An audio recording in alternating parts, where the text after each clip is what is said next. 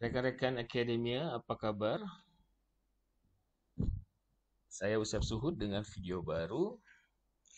Kali ini kita akan diskusi mengenai topik-topik penelitian untuk eh, Anda, mahasiswa atau peneliti di bidang ini ya, di bidang eh, manajemen, terutama sumber daya manusia atau social atau human capital. Ya, di sini saya udah mengidentifikasi beberapa topik yang menarik yang barangkali akan mengejutkan bagi Anda karena saking Anda belum tahu gitu bahwa ada topik-topik tertentu yang uh, tersedia di luar sana. Oke, okay? So panteng terus video saya sampai akhir. Pertama adalah social distance. Social distance itu kayak gini, kayak misalkan social distance itu kayak Anda bekerja gitu di sebuah kantor, di sebuah organisasi, di sebuah institusi, terus bagaimana jika rekan Anda beragama berbeda dengan Anda, ya, apakah Anda akan put a distance gitu, Anda kayak ya mungkin nggak bisa dibohongin ya, kadang ada orang-orang tertentu yang merasa risih atau memiliki atau merasa nggak nyaman ketika orang-orang di sebelahnya itu atau di lingkungan kerjanya itu, misalnya dia agamanya berbeda, atau sukunya berbeda, atau jenis kelaminnya berbeda, atau statusnya berbeda, misalkan dia statusnya, terus kemudian bisa juga karena pandangan politiknya berbeda, bisa juga karena sexual orientationnya berbeda. Nah itu suka-suka ada friksi, ada ketidaknyamanan. Nah, itu menarik untuk diteliti tentang social distance. Yang kedua adalah resilience. Resilience ini daya lenting. Ini salah satu sahabat saya meneliti tentang resilience. Itu kita manusia ya kan urusan kita kan nggak soal kantor melulu, tapi juga bisa urusan rumah, urusan pribadi ya, apalagi masih jomblo, urusan cinta berbelit-belit kadang-kadang, atau yang udah berumah tangga pun urusan dengan pasangan yang kadang complicated, kadang gaji nggak sesuai dengan pengeluaran, belum lagi mertua, belum lagi kakak ipar, belum lagi macem-macem kondisi, misalkan ada orang tua meninggal, pasangan kita meninggal, dan atau kita kena bully atau kena apa gitu, itu yang membuat orang itu kadang down ya, orang terpuruk, atau kantor tiba-tiba memotong gaji gitu kan. Bisa saja terjadi. Nah, resilience itu daya ini seseorang, daya lenting seseorang ketika dia jatuh, seberapa kuat, seberapa jauh, seberapa tinggi dia bisa bangkit lagi untuk kembali ya. Orang habis sakit misalnya, orang habis kecelakaan, habis pokoknya berbagai macam ketidakberuntungan itu bisa saja menimpa kita. Lalu dari itu yang terjadi, apa yang kemudian ya, saya misalkan pernah dipermalukan oleh atasan di depan orang banyak gitu. Gitu kan. Nah, itu bagaimana kita bisa cope with the problem gitu. Nah, itu daya lenting. Itu banyak contohnya. Ada lagi toxic leadership. Ya, toxic leadership itu bagaimana atasan kadang bukannya dia memberi suri toladan, bukannya dia leading gitu kan, tapi yang namanya leader ini kadang ada juga yang justru demotivate gitu, yang membuat kita jadi males kerja, kita jadi risih, kita menjadi males aja ya. Employer itu ya pemilik perusahaan ya, atau perusahaan lah ya, dia kadang bikin aturan tuh yang aneh-aneh misalkan. Dan employee ini teman kerja kita atau bawahan kita gitu. Ya Allah, pengennya kan kita gue tabok gitu, tapi kan nggak mungkin. Tapi dia toksik gitu, ngegibah atau apa istilahnya dia itu nggak produktif, dia itu bikin kekacauan, apalah gitu loh ya. Ini toxic leadership, toxic employee or employer. Berikutnya lagi volunteering, guys. Ini bagus, penelitiannya banyak banget ya. Penelitiannya banyak banget. Eh, atau gini deh, saya sambil membuka ini ya. Kita bikin di sini tadi saya bilang toxic ya, ada toxic leadership. Ini penelitiannya udah banyak. Dari 2004 sudah ada, 2003 sudah ada ya. 2005 sudah ada, 2003 ya. Coba kita lihat kalau mau misalkan dari 2000 berapa? 2002. 2000 ya sampai 2003. Sudah ada belum? Paling tua itu 2000, oh belum. 2003 ya, 2003 ya. 2001 sudah ada belum? Atau kita masuk ke 2002. This is the way how to search teori tertua itu mengenai topik kita itu bagaimana. Belum ada ya ngomongin topik leadership yang jadi yang adanya apa ini? Toxic boxes. Oh, ada juga toxic boss gitu. Disempower. Oke, ini ada istilah lagi toxic bosses. Tapi kalau ngomongin toxic leadership, bos belum belum tuh leader ya. Jadi leadership tadi saya bilang kalau dia 2003, kita cari 2003, yang paling banyak adalah si ini ya, si Wilson ini. Tapi dia baru 53 loh ya, yang ini. Yang apa itu? Artinya penelitiannya mungkin belum banyak. Begitu kah? Ya. Anyway, dia ngomongin toxic leadership, terus kemudian tadi saya bilang kita bisa juga bongkar ke employee. Employee ini ada how to manage a toxic employee. Ya, ini dari atas ke bawah yang ngelihatnya ya. Toxic workplaces. Ya. Oh, ada employee narcissism. Always toxic? Belum tentu. Saya bisa tambahkan ini narcissism, employee narcissism. Jadi bawaannya itu dia memuji diri sendiri aja gitu ya.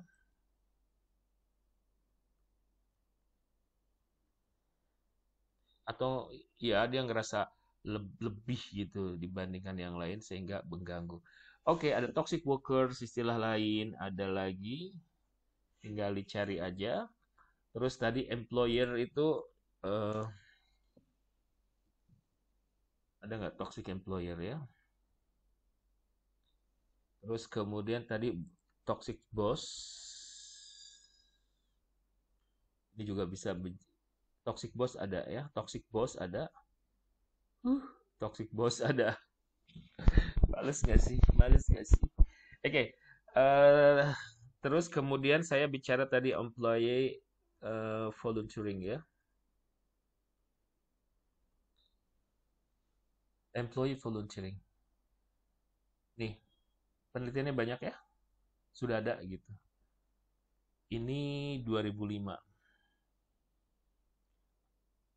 Kalau di bawah 2005 misalkan kita ambil 2000 sampai 2004 adakah? Oh, sudah ada. 2000 sudah ada. Mungkin sampai 2000.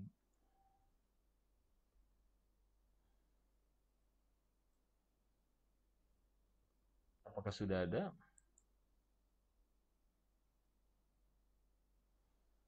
Employment based volunteering. Sudah ada tapi jarang ya. Sudah ada ya. Sudah ada nih.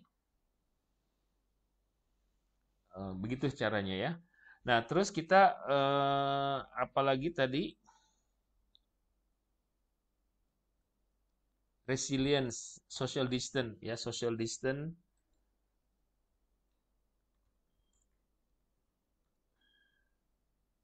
Ya, social distance theory. Si Bogardus ini setahu saya salah satu ini ya, salah satu dewanya. Dia tahun 92.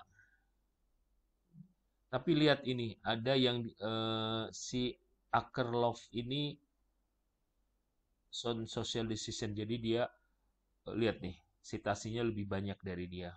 Dan ini setahu saya si Bogardus tuh yang fundamen yang membuat dasar teori. Oke, begitu ceritanya. Ada lagi Hopman. Oh, ada Hopman tahun 96. Dia ngomongin ada regular behavior dictator games. Dia menggabungkan dengan dictator games. Dictator games juga bisa menjadi salah satu topik ya. Oke. Social distance, nanti saya coba masukkan dictator game.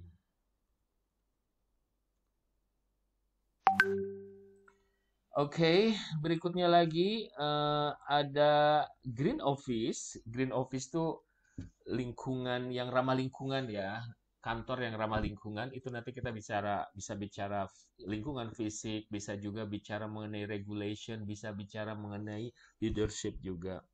Ada LGBT organization, can you imagine? Di Indonesia mungkin nggak populer ya, karena LGBT di Indonesia merupakan salah satu topik yang agak nggak kurang nyaman gitu kalau dibahas. But anyway, di luar sana LGBT ini bisa karena memang ya banyak faktor ya. Kayak misalkan perusahaan-perusahaan asing itu kayak Starbucks misalnya atau perusahaan-perusahaan asing yang memang kalau di luar negeri itu mereka sedemikian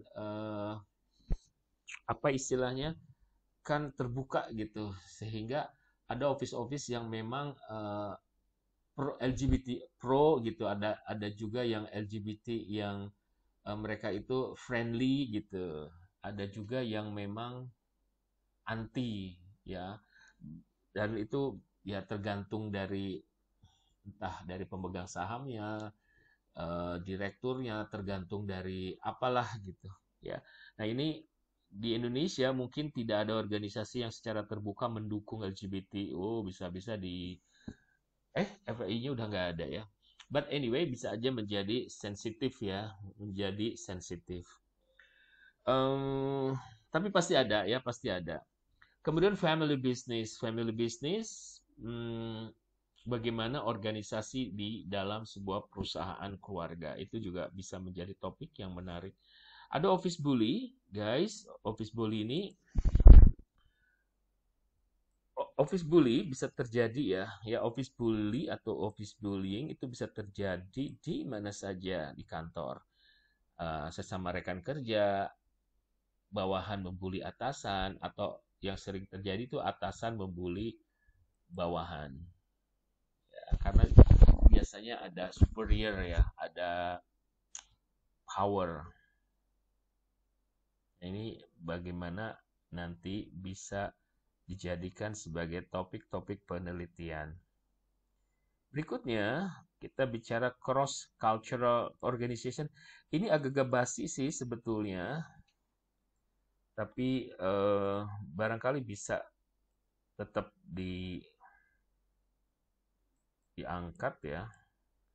Nah, kalau di luar negeri, di Amerika misalkan, cross culture atau di Australia atau di mana, itu cross culturalnya itu karena mereka kan negara apa ya, banyak pendatang gitu loh dari berbagai macam negara.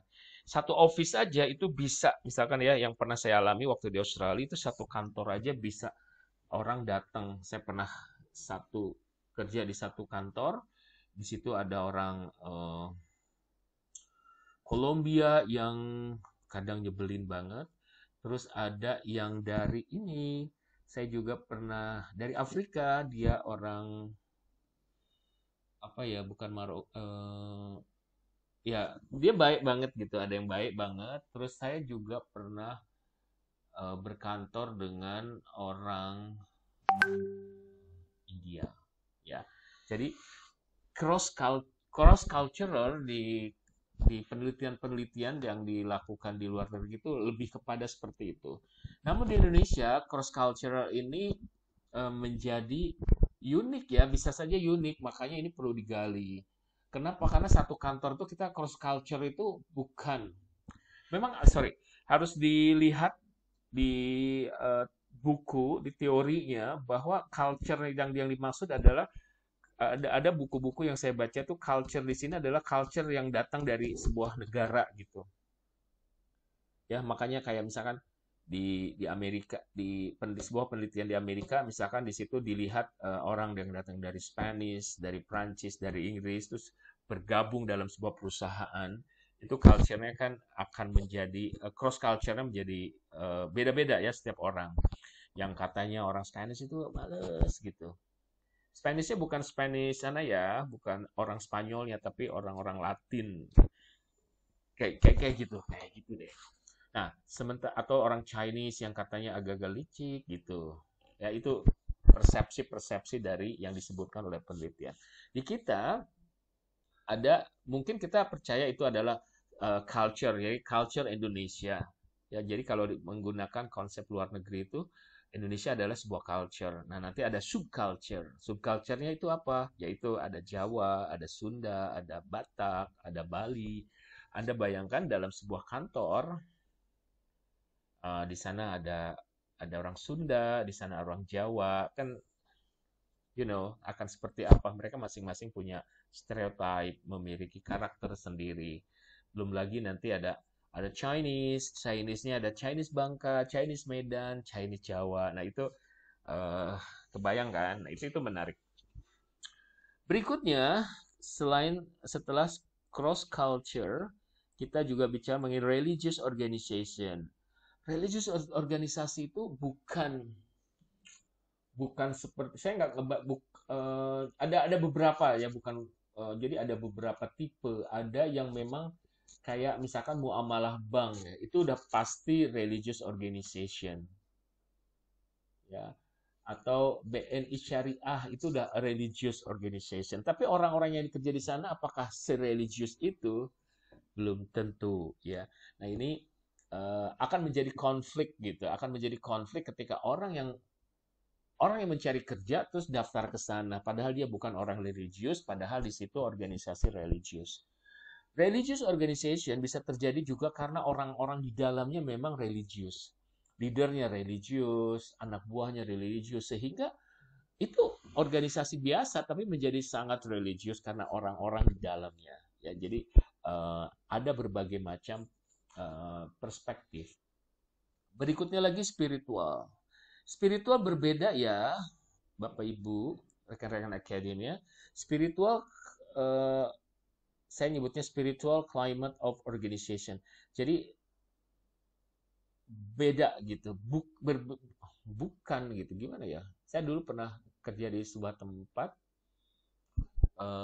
yang punya pasangannya itu sangat spiritual banget gitu. Saya nggak nyebut religius, berbeda ya. Spiritual tuh hal-hal apa yang mereka lakukan, yang mereka jalankan tuh penuh dengan filosofi gitu. Mereka bicara lebih humanisme. Mereka bicara lebih ke oh kita nggak dapat project ya nggak apa-apa ya barangkali memang bukan rezeki kita gitu. Jadi selalu dibawa ke situ. Oh kita tahun ini ya alhamdulillah nih eh, misalkan meningkat ini karena bla bla. Jadi dia lihatnya tuh ada hal lain gitu. Bukan hanya sekedar kerja keras tapi memang the universe gitu. The universe memang jadi kayak gitu selalu membawanya ke hal-hal yang lebih ke spiritual. Virtual office ya sekarang lagi marak ya virtual office tentu saja selama pandemi dan sebelum pandemi juga virtual office sudah banyak ya. Banyak orang yang keluar dari pekerjaan di kantornya terus mereka memilih running their own business sebagai profesional, sebagai konsultan, sebagai ahli. Mereka berkantor di rumah, mereka berkantor di coffee shop dan seterusnya. Nah, mereka punya virtual office juga. Gitu ya. Jadi sesuatu yang unreal. Kita lanjutkan ada narcissism tadi ya. Yang narcissism itu apa sih gitu? Kita lihat di sini. Ya, jadi narsisme itu saya pernah baca waktu itu, pernah nulis artikel yang di dalamnya ada narsisme. Itu kayak orang menilai dirinya eh, secara berlebihan gitu. Entah karena dia cantik, dia ganteng, entah karena dia lebih pintar dan seterusnya. Dan itu dalam sebuah organisasi, ya, bisa berpengaruh terhadap employee yang lain. Ya. Topik berikutnya ada diktator game. Diktator game ini apa sih gitu? Kita cek ya.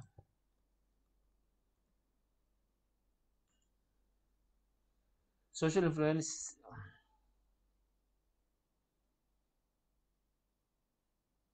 Nah, di sini diktator kita tahu ya diktator itu seperti apa gitu. Nah, ini kayak playing ada orang yang dengan dictator game tuh ada dua macam. Jadi ada orang yang playing God dengan cara baik, ada juga yang dengan cara kurang baik gitu. Jadi dia memainkan peran, ada orang-orang yang bermain peran karena dia memiliki power, dia akan bilang, "Oke, okay, I could do many things in bad way atau in good way." Nah, dia bisa bisa ada orang yang memilih ya ada orang-orang tertentu karena dia memiliki power tertentu dia memilih menjadi diktator untuk kebaikan gitu ada juga diktator untuk kepentingan dirinya atau kelompoknya. Oke, okay? Kita akan di video-video yang lain akan saya bahas bagaimana kalau kita meneliti topik-topik ini. Oke, rekan-rekan akademia, ini contoh-contoh ya, contoh-contoh yang barangkali uh, banyak disentuh oleh para peneliti di Indonesia mengenai ini ya. Sampai ketemu lagi pada video yang lain yang akan datang, yang lainnya juga, dan semoga membantu Anda.